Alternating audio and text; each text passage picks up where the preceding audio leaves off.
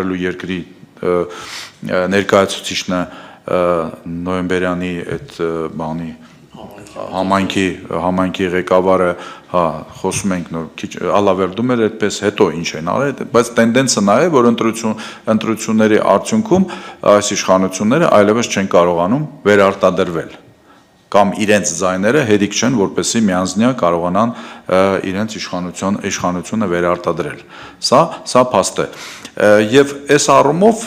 երևի թե սպասելի արդյունք էր նույն Գյումրիում, Փարաքյարը մի քիչ ուշադրությունից դուրս էր, դրա համար մեծ բան, բայց Փարաքյարում ուղղակի քանի որ դեպքերի բերումով ասենք մոտորապես ես ինչ որ այդ process-ի մեջ մի փոքր տեսել եմ բան, այսինքն մոտորապես երևի 2 թե 3 տարի է այնտեղ անընդհատ պերմանենտ process է գնում, այսինքն այնտեղ այդ պայքարը միշտ է եղել։ Այն ինչ որ տեղի ունեցավ Փարաքյարում, ես կարծում եմ, որ դա նույնպես շատ լուրջ բան է, ահազանգ է իշխանության համար, որովհետև ես կարծում եմ, ինչքան մոտիկանան Երևանին, ինչքան այդ բնակավայրը մոտ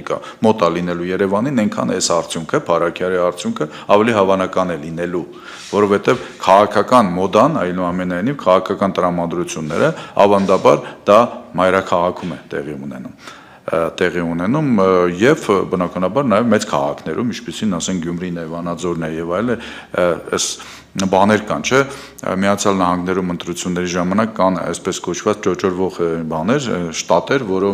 որոնցով որոշում են թե ով կարող է հաղթել, հիմա կան Հայաստանում էլ ինչ-որ հզբաներ, տեղեր, որտեղով դու տրամադրությունը հասկանում ես։ Այս առումով ես կարծում եմ Փարաքյարի ընտրությունն է շատ կարևորագույն նշանակություն ուներ, ընդհանրապես Գյումրին եւ Փարաքյարը իրենք համապատասխան տրենդը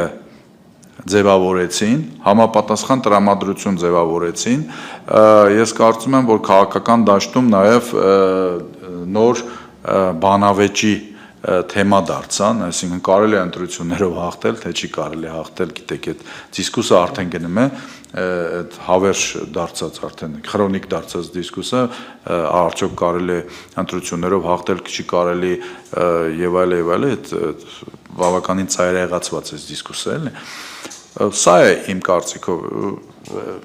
եթե հարցեր լինեն ավելի, որովհետև բան է, էլի, շատ լայն բան դրվեց